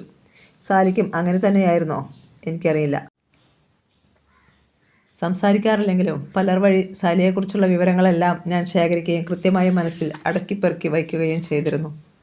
തങ്കമ്മയാൻറ്റിയുടെ മരിച്ചുപോയ അനിയത്തി സെലീനയാൻറ്റിയുടെ ഇളയ മകളായിരുന്നു സാലി. മൂത്ത മകൾ ജാസ്മിൻ ഡൽഹിയിൽ നഴ്സ്. കട്ടപ്പനക്കാരനൊരുത്തനെ പരിചയപ്പെട്ട് അയാളെ കെട്ടി അവൾ അവിടെ താമസമാക്കി. സെലീന മരിച്ചപ്പോൾ പോലും അവൾ നാട്ടിൽ വന്നില്ല. കട്ടപ്പനക്കാരൻ്റെ കരണത്തൊന്ന് പൊട്ടിക്കാൻ കൈ തരിച്ചിരുന്ന ഇട്ടിച്ചാലിൽ അലക്സ് എന്ന അവളുടെ അപ്പൻ കെട്ടിയവളുടെ കുഴിയിൽ മണ്ണിടുന്നതിന് തൊട്ടു മുൻപും പ്രതീക്ഷ കൈവിട്ടിരുന്നില്ല. അവൾ വരില്ല. അപ്പൻ്റെ സ്വഭാവം അവൾക്കറിയാം. കുഴിക്കരയിൽ നിന്ന് അലക്സിൻ്റെ അമ്മ ഒറോദ സങ്കട ചിലമ്പുള്ള സ്വരത്തിൽ ഉറക്കെ പറഞ്ഞത് അയാൾ കേട്ടു. കുടിച്ച് മദ്യക്കുപ്പിയുടെ രൂപമായി അലക്സിനെന്ന് ഒറോദ പറയുമായിരുന്നു. കൊച്ചുനാളിൽ പാലപ്പത്തിനൊപ്പം അവിടെ കെട്ടിയാൻ അവറാൻ നാവിലിറ്റിച്ച ലഹരിയാണ് മകനെ ജീവിതത്തിലുടനീളം നയിച്ചതെന്ന് അവർ സൗകര്യപൂർവ്വം മറന്നു. കഴിക്കാനിരിക്കുമ്പോഴും കുടിക്കാനിരിക്കുമ്പോഴും ചെക്കനെയും അവറാൻ മടിയിലിരുത്തി. എല്ലാത്തിൻ്റെയും ഒരു നുള്ള് അവന് അർഹതപ്പെട്ടതാണെന്ന് അയാൾ തീരുമാനിച്ചു. കരളുവീക്കം വന്ന് അവറാൻ മരിച്ചപ്പോൾ ഓറോദ ആദ്യം ചെയ്തത് ചുമരലമാരയിലെ മദ്യക്കുപ്പികൾ അപ്പാടെ തമിഴിന് കെട്ടിപ്പൊതിഞ്ഞ് കൊടുക്കുകയായിരുന്നു. പക്ഷേ ശവമടക്ക് കഴിഞ്ഞ് തിരിച്ചെത്തിയപ്പോൾ അതെല്ലാം അതേപടി അലമാരയിലിരിക്കുന്നു. ഇതേൽ തൊട്ടുപോകരുത്, തള്ളയാണെന്നൊന്നും ഞാൻ നോക്കുകയല്ല. ഇടയിറച്ചി തൊട്ടുനോക്കി വാറ്റുചാരായ മോന്തുന്നതിനിടയിൽ അലക്സ് ചൂണ്ടുവിരലുയർത്തി. ഓറോദ പിന്നീട് മകൻ്റെ നേരെ നോക്കിയിട്ടില്ല. പുരയ്ക്ക് മീതെ വളഞ്ഞ മരമായി അവർ അവനെ കണ്ടു. ഏതു നിമിഷവും പിഴുതു വീഴാവുന്നത്, എല്ലാവരുടെയും ജീവിതത്തിന് ഭീഷണിയായത്. സെലീനയുടെ ജീവിതം ഇട്ടിച്ചാലിൽ അലക്സിലേക്ക് ചേർത്ത് വച്ചത് വിധിയുടെ ക്രൂരമായൊരു ഇടപെടലായിരുന്നു. ഓറോദയിലെ ഒരേയൊരു ആങ്ങളെയും സെലീനയുടെ അപ്പൻ്റെ സുഹൃത്തുമായിരുന്ന റബ്ബച്ചായൻ എന്ന് എല്ലാവരും വിളിക്കുന്ന ജോസഫായിരുന്നു വിധിയെ താലത്തിലേന്തി കൊണ്ടുവന്നത്. അലക്സ് അന്ന് വൈദ്യുതി ബോർഡിൽ ലൈൻമാനായിരുന്നു. സർക്കാർ ജോലിക്കാരനെ കിട്ടുകയെന്ന് വെച്ചാൽ ചെറിയ കാര്യമല്ലെന്ന് റബ്ബച്ചായൻ ഓർമ്മിപ്പിച്ചു. പെണ്ണു വന്നു കയറിയാൽ തീരാത്ത സ്വഭാവദൂഷ്യമൊന്നുമില്ല അലക്സിനെന്ന് അയാൾ തീർത്തു പറഞ്ഞതുകൊണ്ട് മാത്രമാണ് ആ വിവാഹം നടന്നത്. ഒത്തു കല്യാണത്തിൻ്റെ അന്നേക്ക് കരക്കമ്പികൾ വഴി ചില സൂചനകൾ കിട്ടിയെങ്കിലും ഒരാൾ കൂടി പുരനിറഞ്ഞു നിൽക്കുന്നതിനാൽ സെലീനയുടെ അപ്പൻ അത് കേട്ടില്ലെന്ന് നടിച്ചു. മൂത്തവൾ തങ്കമ്മയെ കെട്ടിയ നൈനാൻ സാറിൻ്റെ വീട്ടുകാർക്കും ഇട്ടിച്ചാലിൽ അവറാനുമായി മുള്ളയിൽ തെറിച്ചൊരു ബന്ധമുണ്ടായിരുന്നു എന്നതും ഒരു കാരണവുമായിരുന്നു. സെലീനയുള്ളപ്പോൾ അലക്സിന് ഇത്തിരി പേടിയുണ്ടായിരുന്നു. വെളിവുകെട്ട് വീട്ടിൽ വന്നാൽ ഉത്തരത്തിൽ തൂങ്ങുമെന്ന് അവൾ കട്ടായം പറയുകയും 2 തവണ അതിനൊരുങ്ങുകയും ചെയ്തതോടെ അലക്സ് അയഞ്ഞു. പക്ഷേ സെലീനയുടെ ഇളയവൾ മിനിയുടെ വീടിൻ്റെ വെഞ്ചിരിപ്പിന് പിറ്റേന്ന് മുറ്റത്ത് പൊട്ടിക്കിടന്ന അലങ്കാര വിളക്കിൽ നിന്ന് ഷോക്കേറ്റ് അവർ മരിച്ചതോടെ അലക്സ് കെട്ടുപൊട്ടിയ പട്ടമായി. കെട്ടിയോളെ പാഠം പഠിപ്പിക്കാൻ അലക്സ് തന്നെ വയർ അറുത്തിട്ടതാണെന്ന് കിംവദിയുണ്ടായിരുന്നു. സെലീനയുടെ മരണത്തോടെ അലക്സ് ജോലിക്ക് പോകുന്നത് നിർത്തി. പറമ്പ് മുറിച്ച് വിറ്റായി കുടി. പഠിക്കാൻ മിടുക്കിയായിട്ടും ശാലിയുടെ പഠനം മുടങ്ങുന്ന അവസ്ഥയെത്തിയപ്പോഴാണ് അവൾ രണ്ടും കൽപ്പിച്ച് തങ്കമ്മ ആൻറ്റിക്ക് കത്തെഴുതിയത്. അവളുടെ അമ്മ കണ്ണു നിറയുമ്പോഴെല്ലാം തങ്കമ്മ ആൻറ്റിയെ വിളിച്ചു കരയുന്നത് സാലി കേട്ടിട്ടുണ്ട്. സെലീന മരിച്ചപ്പോൾ തങ്കമ്മ ആൻറ്റിക്ക് അവളെ കൂട്ടിക്കൊണ്ടു പോരണമെന്നുണ്ടായിരുന്നു. പക്ഷേ അലക്സ് എതിർത്തു. വീട്ടിൽ പുഞ്ഞാരിച്ച് വളർത്തിയ ഒരുത്തി കണ്ടവൻ്റെ കൂടെ ഇറങ്ങിപ്പോയത് കണ്ടു. എൻ്റെ കൊച്ചിനും ആ ഗതി വരാൻ സമ്മതിക്കുകയല്ല. അവളുടെ അപ്പൻ്റെ കൂടെ അന്തസ്സായി വളർന്നോളും. അന്തസ്. ഓറോദ അത് കേട്ട് നിലത്ത് നീട്ടിത്തുപ്പി. പിന്നെ തങ്കമ്മയുടെ തോളിൽ കൈവച്ചു. സാലിമോൾക്ക് എന്തെങ്കിലും ബുദ്ധിമുട്ടുണ്ടായാൽ ഞാൻ അറിയിക്കാം, അല്ലെങ്കിൽ ഞാനങ്ങ് കൊണ്ടാക്കാം. ആ വാക്കിൻ്റെ ബലത്തിലാണ് തങ്കമ്മ ആൻറ്റി മടങ്ങിയത്. സിസിലിയുടെ മരണവും നൈനാൻ സാറിൻ്റെ പരിതാപകരമായ ജീവിതവും ഒക്കെ ചേർന്ന് ഓർമ്മകളെ മായ്ച്ചപ്പോൾ സാലിയും മൂടിപ്പോയി. അപ്പൻ്റെ അവസാന നാളുകളെ ചോരയിൽ കഴുകിയെടുത്ത കരൾ വീക്കം തന്നെയും പിടികൂടിയെന്ന് തിരിച്ചറിഞ്ഞപ്പോഴാണ് അലക്സിൻ്റെ പത്തി താഴ്ന്നത്. അപ്പോഴേക്കും കിടപ്പാടം പോലും പണയത്തിലായിരുന്നു. സാലിയുടെ ബിരുദ പഠനത്തിന് മറ്റാരെയെങ്കിലും ആശ്രയിക്കാതെ വയ്യ എന്നുറപ്പായപ്പോൾ അയാളും തങ്കമ്മ ആൻറ്റിയെ തേടിയെത്തി. താവോ ഫിസിക്സ് വായിച്ചിട്ടുണ്ടോ? സാലി ചോദ്യം ആവർത്തിച്ചു. നാട്ടിലെയും നഗരത്തിലെയും ചിന്താശേഷിയുള്ള ചെറുപ്പക്കാരെ ഏറെ ആകർഷിച്ച അമേരിക്കൻ ഭൗതിക ശാസ്ത്രകാരനായിരുന്ന ഫ്രിജോ കാപ്ര എഴുതിയ പുസ്തകമായിരുന്നു അത്. കാപ്രയെപ്പറ്റി ശ്വേത വാ തോരാതെ കത്തിൽ എഴുതിയപ്പോഴാണ് ഞാനത് തേടിപ്പിടിച്ചത്. രണ്ടാമതായി ഞാൻ വായിച്ച ഇംഗ്ലീഷ് പുസ്തകവും അതായിരുന്നു. ആദ്യത്തേത് ജിദ്ദു കൃഷ്ണമൂർത്തിയുടെ കമൻ്ററീസ് ഓഫ് ലിവിങ്. ആത്മീയതയെ പനിനീർ പൂവിതളായി അവതരിപ്പിച്ച ജിദ്ദു കൃഷ്ണമൂർത്തിയെപ്പോലെ കാപ്രയെയും ഞാൻ മനസ്സിൽ പ്രതിഷ്ഠിച്ചു. ആപേക്ഷിക സിദ്ധാന്തവും ക്വാണ്ടം തിയറിയുമൊക്കെ വേദാന്തം പ്രസംഗിക്കുന്ന സന്യാസിമാരുടെ രീതിയിൽ അവതരിപ്പിക്കുന്ന കാപ്രയുടെ ശൈലി എനിക്ക് ഒരുപാട് ഇഷ്ടമായിരുന്നു. താവോ ഓഫ് ഫിസിക്സ് മാത്രമല്ല, ടേണിംഗ് പോയിൻറ്റും വായിച്ചിട്ടുണ്ട്, അഹങ്കാരത്തോടെ ഞാൻ പറഞ്ഞു. താവോയിലെ ഡാൻസ് ഓഫ് ശിവ എന്ന അധ്യായം ഓർക്കുന്നുണ്ടോ? ഞാൻ നെറ്റിച്ചുളിച്ചു. സ്വന്തം പ്രാഗൽഭ്യം തെളിയിക്കാനുള്ള ശ്രമമാണോ അവളുടേത്? അല്ലെങ്കിൽ എന്തുകൊണ്ടാണ് ടേണിംഗ് പോയിൻ്റ് വായിച്ചിട്ടില്ലെങ്കിൽ അത് തുറന്നു സമ്മതിക്കാത്തത്? പക്ഷേ ആ മുഖത്തെ നിഷ്കളങ്കത എൻ്റെ സംശയത്തെ ചൂറിൽ എടുത്ത് ഓടിപ്പിച്ചു. റോസപ്പൂ ഇതളിൻ്റെ നിറമുള്ള നീളൻ ചുണ്ടുകൾ, അതിന് താഴെ കുന്നിമണി കരിമറുക്, കുസൃതി ഒളിപ്പിച്ച കണ്ണുകൾ, ഉമ്മ കൊടുക്കാൻ തോന്നുന്ന കവിളുകൾ. ഞാൻ അവളെ ഉറ്റുനോക്കി. ഓർക്കുന്നില്ലേ അത്? അവൾ എന്നെ തട്ടി വിളിച്ചു. എല്ലാ പദാർത്ഥങ്ങളും കോസ്മിക് ഡാൻസ് ചെയ്തുകൊണ്ടിരിക്കുകയാണെന്നല്ലേ? കറക്റ്റ്. അവൾ ചിരിച്ചു. കേശവേന്ദ്രൻ്റെ മനസ്സ് ശരീരവും അതുപോലെ നൃത്തം ചെയ്യുന്നത് ഞാൻ അറിയുന്നുണ്ട്. കൂടെ വേറൊരാളും നൃത്തം ചെയ്യുന്നുണ്ട് കേട്ടോ. അവൾ സ്വന്തം നെഞ്ചിന് നേരെ വിരൽ ചൂണ്ടി. പ്രപഞ്ചത്തെ അപ്പാടെ ഉൾക്കൊള്ളാനുള്ള വലിപ്പത്തോടെ എൻ്റെ കണ്ണുകൾ വിടർന്നു. അതിൽ അനാദിയായ ആൽമരം പോലെ അവൾ വളർന്നു പന്തലിച്ചു നിന്നു. ആ നിമിഷം ഞാൻ ഭാരമില്ലാത്തവനായി. അന്ന് ഞങ്ങൾ സംസാരിച്ചത് മുഴുവൻ ഫ്രിജോ കാപ്രയെക്കുറിച്ചായിരുന്നു. വീടിന് മുമ്പിലെ കവലയിൽ വെച്ച് ഞങ്ങൾ താവോ ഓഫ് ഫിസിക്സ് അടച്ചു. അവൾ മുൻപേ നടന്നു. കലുങ്ക് തിരിഞ്ഞ് കറുത്ത കരയുള്ള മഞ്ഞ ഹാഫ് സാരിയും കറുത്ത പട്ടുപാവാടയും വലത്തേക്ക് തിരിഞ്ഞപ്പോൾ ഞാൻ ആദ്യ ചുവട് വച്ചു. വീട്ടിൽ ചെന്ന് കയറിയത് പതിവ് പോലെ രണ്ടായി തന്നെ. അന്ന് രാത്രി മുഴുവൻ ഞാൻ ആലോചിച്ചത് 32-ാം ദിവസത്തിൻ്റെ താളിലേക്ക് കാലം അടയാളം വച്ചിരുന്ന താവോ ഓഫ് ഫിസിക്സ്. വേറെ എന്തെല്ലാം വിഷയങ്ങൾ പറഞ്ഞ് സംഭാഷണം ആരംഭിക്കാം. ഏതെല്ലാം ചില്ലകളിലേക്ക് അതിനെ പടർത്തിവിടാം. പക്ഷേ എന്തുകൊണ്ട് കഴിഞ്ഞ ദിവസങ്ങളിൽ സംസാരിക്കാതിരുന്നു എന്ന് ഞങ്ങൾ ചോദിച്ചതേയില്ല. കാലങ്ങളായി സംസാരിച്ചു കൊണ്ടേയിരിക്കുന്ന ചിരപരിചിതരെ പോലെയാണ് പെരുമാറിയത്. അതൊരു തുടക്കമായിരുന്നു. വിശ്വനൃത്തത്തിലേക്ക് ഹൃദയവികാരങ്ങളെ കൂട്ടിയിണക്കുന്ന തുടക്കം. ഞാൻ ശ്വേതയ്ക്ക് നന്ദി പറഞ്ഞു. താവോ ഫിസിക്സ് വായിച്ചിരുന്നില്ലെങ്കിൽ, ശ്വേത എന്നോട് ഫ്രിജോ കാപ്രയെപ്പറ്റി പറഞ്ഞിരുന്നില്ലെങ്കിൽ, ശ്വേതയെ തന്നെ പരിചയപ്പെട്ടിരുന്നില്ലെങ്കിൽ, ദൈവമേ, ഞാൻ ഫ്രിജോ കാപ്ര പറഞ്ഞ നടരാജ നൃത്തത്തിൻ്റെ പ്രപഞ്ചസ്പന്ദനം ഉള്ളിൽ ഏറ്റുവാങ്ങി നമ്രശിരസ്കനായി. മഴ നനച്ച പാടം പോലെയായി സാരിയുടെ വരവോടെ തങ്കമ്മയാൻറ്റി 1000 മുളകൾ കരുത്തോടെ തലയുയർത്തി. വേനലിൻ്റെ ആവരണങ്ങൾ ഉറയൂരി പച്ചയുടെ പ്രസാദം നിറഞ്ഞു. റോസയുണ്ടായിരുന്നെങ്കിൽ ഈ മാറ്റം കണ്ട് മൂക്കത്ത് വിരൽ വച്ചേനെ. സാരിയുടെ സാന്നിധ്യം എൻ്റെ ജീവിതത്തെ അടിമുടി മാറ്റിപ്പണിതെങ്കിലും അപ്പോഴും രാത്രികളിൽ ഞാൻ റോസയെ ഓർത്ത് പാതിരക്കാറ്റിൽ കയ്യോന്നി എണ്ണ മണത്തു. കിടക്കയിൽ പിച്ചിപ്പൂ തണുപ്പറിഞ്ഞു. അവളിപ്പോൾ എവിടെയാവും? ഒന്ന് അന്വേഷിക്കാൻ പോലും തോന്നാഞ്ഞതിൽ ഞാൻ സ്വയം പഴിച്ചു. പക്ഷേ നേരെ പുലരുമ്പോൾ എല്ലാം മറക്കും. എല്ലാം മറക്കാനുള്ള സിദ്ധൌഷധമായിരുന്നു സാലി.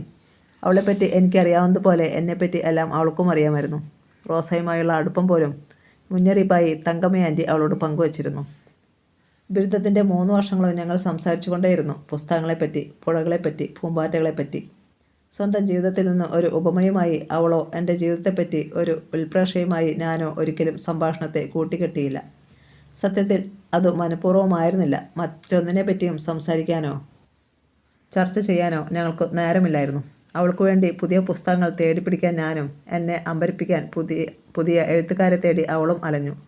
കൂട്ടുകാർക്കെല്ലാം അത്ഭുതമായിരുന്നു ഞങ്ങളുടെ സൗഹൃദം.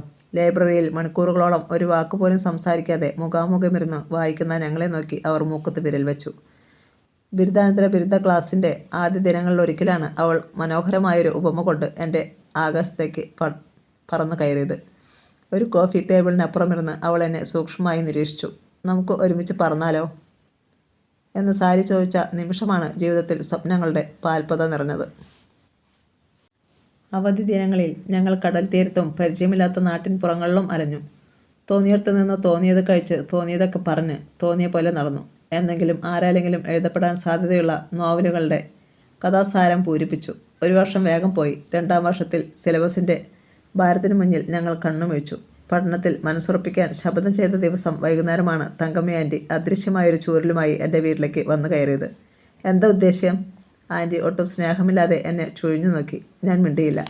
സാലിയുമായി അടുക്കരുതെന്ന് ഞാൻ ആദ്യമേ പറഞ്ഞതല്ലേ? തോന്നിവാസം കാട്ടി ഒരുത്തി പോയതിൻ്റെ കണ്ണീര് ഇനിയും ഈ വീട്ടിൽ നിന്ന് തുറന്നിട്ടില്ല. ഇനി ഒരാളെയും അതിന് ഞാൻ സമ്മതിക്കില്ല. സാലിക്ക് ഞാനേയുള്ളൂ. അവളെ സംരക്ഷിക്കാൻ ഞാൻ ഏതറ്റം വരെയും പോകും. അതിനിടയിൽ നീ തലയിടണ്ട. എന്തെങ്കിലും പറയാനുണ്ടോ? തങ്കമ്മ പുരികം ചൊളിച്ച് ചോദ്യചിഹ്നവുമായി അരികിൽ വന്നു നിന്നു. നിന്നെ എനിക്ക് വിശ്വാസമായിരുന്നു, സ്നേഹമായിരുന്നു, വാത്സല്യമായിരുന്നു. അതൊക്കെ പണ്ട്. ഇപ്പോൾ എൻ്റെ മനസ്സിൽ സ്നേഹത്തിൻ്റെ ഒരു തരി പോലും നിൻ്റെ പേരിലില്ല. ചോദിക്കുന്ന കാശ് തരാം. ഈ വീടിങ്ങ് തിരിച്ചു തന്നേക്ക്.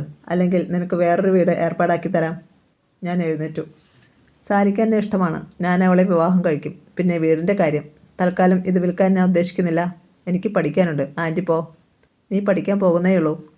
ആൻറ്റി രോഷത്തോടെ മുറ്റത്തേക്കിറങ്ങി. കഥ അവസാനിപ്പിച്ച് ഞാൻ വിശ്വപ്രകാശം നേരെ തിരിഞ്ഞു. തങ്കമ്മ ആൻറ്റിയുടെ നന്ദിക്കടലേ ഞാൻ കാണിച്ചത്. അമ്മയുടെ സ്ഥാനത്ത് നിന്ന് എന്നെ കാത്ത സ്ത്രീയാണ്. കാലിൽ വീണു മാപ്പ് ചോദിച്ചിരുന്നെങ്കിൽ ഒരുപക്ഷെ എല്ലാം അവർ ക്ഷമിച്ചേനെ. അല്ലെങ്കിൽ അവരെ സമാധാനിപ്പിക്കാൻ വേണ്ടിയെങ്കിലും ഇനി സാലിയെ ശല്യപ്പെടുത്തില്ല എന്ന് പറയാമായിരുന്നു.